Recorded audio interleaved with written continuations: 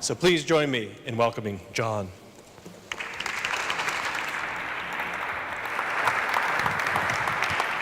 Thanks, Derek. It's really good to be with you all. About Christmas time, I was talking with a young friend. She just finished her psych degree and she was thinking about the next steps. She had a life plan, and so far so good. But there was a deeper question of purpose. And she was coming up against that thing that we all come up against, that life requires a work of becoming, a way of living towards a truly good goal. And often we find we don't have that work in our hands. And she turned to me and she said, John, I'd just be really grateful if you could give me any input right now. Just love some input. And then the tears came. And the tears were about being stuck, and about fear of the future and anxiety that it was on her to have the answers. But they were also about a desire for security and the ability to trust, and that her life would be whole. And instinctively I turned to her and I said, mate, you don't need input.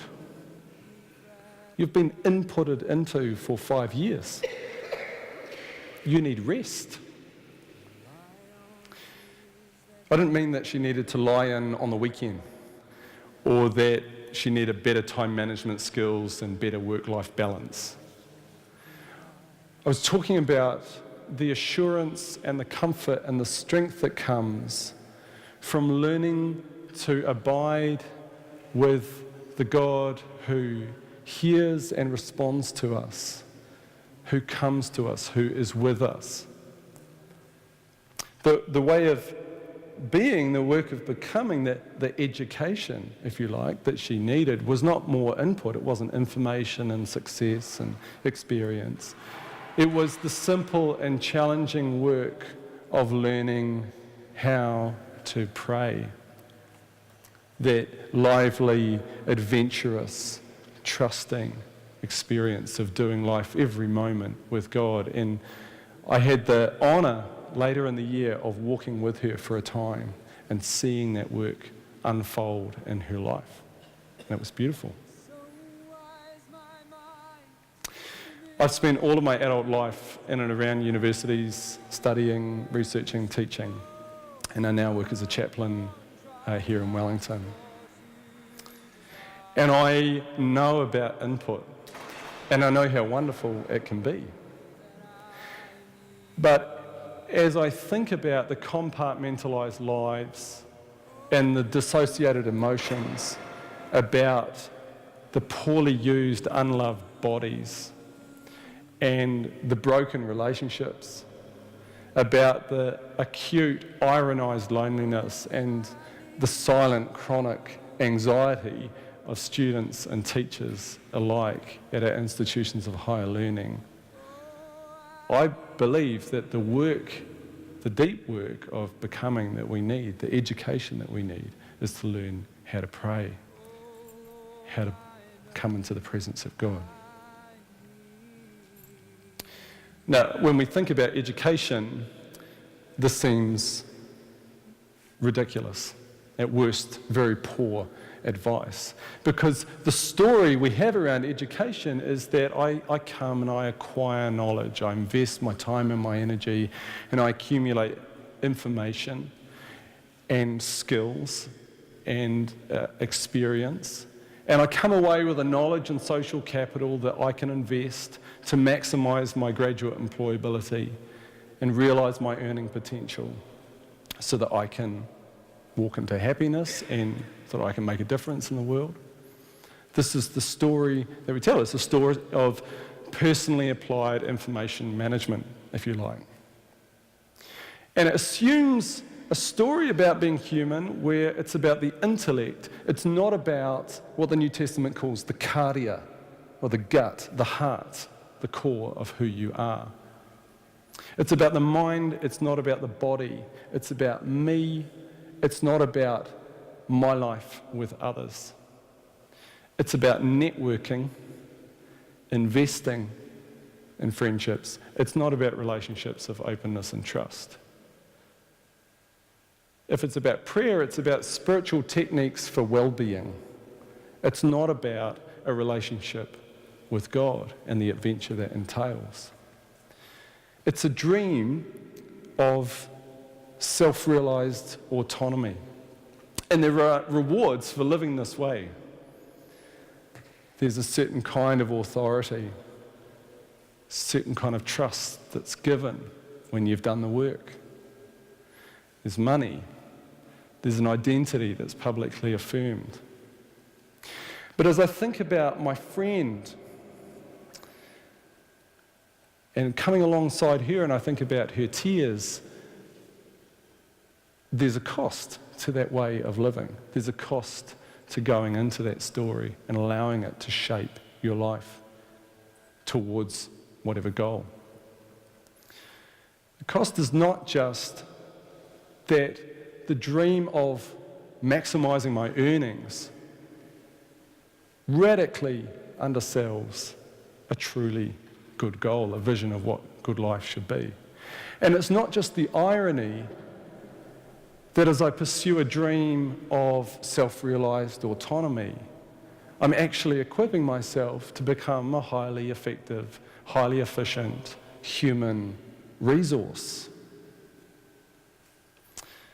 It's not just that it gets who we are wrong, that it forgets that we're bodies who are selves, that we're inherently relational, that we are body and spirit. It's that it's an inadequate education for the realities that life throws up in front of us, and it does not draw us towards a truly good goal. That truly good goal is that our life is from and through and for the one who made us. It's a life, an invitation, a goal that we see in the face of Jesus, God who shares our life, who opens up a way for us to have communion with the Father through the Holy Spirit. It's in this goal that we're able to become who we are not yet. It's a way of being in the world that opens the world up to us and opens our lives up to others. All of this is abstract, so let me give you one picture of this education, this way of being. And it's a picture that a friend of mine has given me from her experience. She's kindly allowed me to share it with you this evening. This friend is in her early 20s, and she has tapped deeply into that dream of inputs and outputs. And she also knows the way in which that dream of my potential turns the gift of knowing into a performance and into a way of managing others. And her recent adventures in prayer have been such that she says now, joyfully, she says, I no longer recognize my life. God has made her a lover of God and a lover of others, and it is beautiful. Prayer for her, she tells me, oh, John, it was like leaving an answer phone message. Pick up the phone, and you leave a message. There's a connection, just the trace of a presence on the other end. And the assumption that she had was that as long as she was doing her bit, her input, God would keep his side of the bargain. And for understandable reasons, she thought of God as a supplier of goods of transformation. She would do her part of the input, expected the output. But then life was such, and honesty demanded that she had to admit that she got to a point that faith was no longer a skill that she could master, She was running out of inputs. And she came to the point where she said, I don't have what it takes to have faith. About the same time as this important failure, another way of learning opened up for her. She's a dancer, and she'd been learning a new kind of dance. It's a partnered, improvised dance. It's not the kind of dance where you can learn set steps beforehand. If you do, the dance actually breaks down. The connection with your partner breaks. You collide with each other. Well, this kind of dance required that she relinquish managing the dance floor and instead listen with her whole body to where the lead was and was going. To listen and then allow a space to open up, which actually, she said, was quite vulnerable. It required a great deal of trust. And in that trust, the space was there for the dance to flourish. In this dance, normally, she is not a lead, she's a follower. And she was delighted to discover that the lead in this dance did not demand anything of her, but everything was invitation. And so she was free to respond or not. And so the dance. And this became an embodied metaphor for a new way of thinking about being in the world for her. It wasn't about being active and controlling, it wasn't about being passive and controlled, but it was something in between, and freedom and delight and even a kind of peace came when she allowed that space to open up and extended trust, and then the invitation came. And so now, John, she says, prayer is like this dance. It starts by being prepared to learn. Prayer is something that we learn. That's why the church prays, "Come, Holy Spirit, help us to pray." That's why the disciples say, "Jesus, teach us how to pray." It's something that we learn. And so being prepared to learn, we then still ourselves and we listen with our whole being.